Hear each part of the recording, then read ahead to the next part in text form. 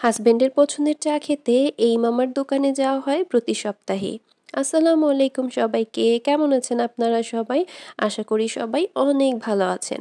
আর আমিও আজ সন্ধ্যায় নিয়ে আসলাম আপনাদের জন্য চায়ের আড্ডা।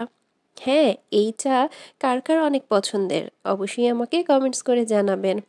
আমাদের তো খুবই ভালো লাগে, বিশেষ করে আমার হাজব্যান্ডের তো খুবই পছন্দ এই তান্দুরি চা, তান্দুরি মালাই চা। ওর এই পছন্দের জন্যই দেখা যায় বারবার সেখানে যাওয়া হয় একই চা খাওয়ার জন্য। অবশ্য চায়ের টেস্টটা খুবই অসাধারণ, যেটা আমাদের আশেপাশে পাওয়া যায় না। তো এই চাটা বানাচ্ছিল আর আমি এদিকে ভিডিও ক্লিপটা নিচ্ছিলাম। বাসায় যতই চা বানাই না কেন, এই চাটা খেলে মনটাই শান্তি হয়ে যায়।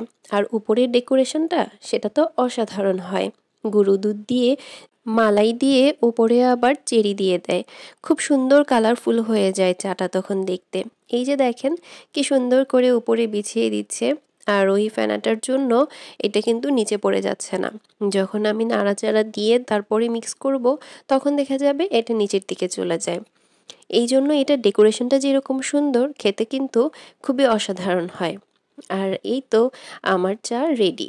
আমার চাটা আমি হাতে নিয়ে নিলাম। অন্য সময় তেমন একটা চা না খেলেও শীতের সময় খুবই ইচ্ছা করে গরম গরম ধোয়া ওঠা একটা চা খেতে। অবশ্য বাসায় বা অফিসে যেখানেই থাকি না কেন, চায়ের চেয়ে কফিটাই আমার বেশি ভালো লাগে। কফির যে স্মেলটা, সেটা কিন্তু বরাবরই আমার খুব পছন্দের। আর এই তো চা নিয়ে বসে আমি পান করা শুরু করে দিলাম। আর আপনাদের সাথে এই ভিডিও ক্লিপটাই শেয়ার করে যাচ্ছি। আপনাদের কার কোনটা পছন্দ সেটাও কিন্তু আমাকে অবশ্যই কমেন্ট সেকশনে বলে যাবেন। চা পছন্দ করেন নাকি আপনারা কফি পছন্দ করেন? আর দেখতে দেখতে এখন চলে আসলাম আমি এই চালের রুটির দোকানটাতে। সব জায়গায় কিন্তু চাপটিটাই বেশি পাওয়া যায়। আর এখন যেহেতু শীতের সিজন, সেই জন্য চিতল পিঠাও পাওয়া যাচ্ছে। কিন্তু এই চালের রুটিটা খুবই ইউনিক লাগলো। এটা খুব বেশি দোকানে পাওয়া যাচ্ছিল না, দুই একটা দোকানে দেখলাম। তো এইটা দেখার পর তো আর না খেয়ে আসতে পারি না। তো আমি চালের রুটি আর হাঁসের মাংস নিয়ে নিচ্ছিলাম।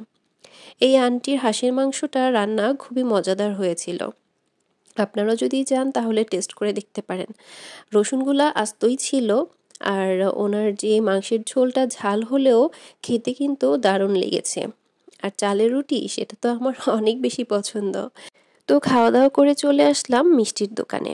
মিষ্টি টেস্ট করে দেখছিলাম কোনটা বেশি ভালো হবে। তো এখানে চমচম ছিল, আমি চমচম একটা ট্রাই করেছি। এর আগে ছানা মিষ্টিটা খেয়েছিলাম, এটাও অনেকটাই ভালো ছিল। আর এখানকার লাড্ডুটা সবচেয়ে বেস্ট।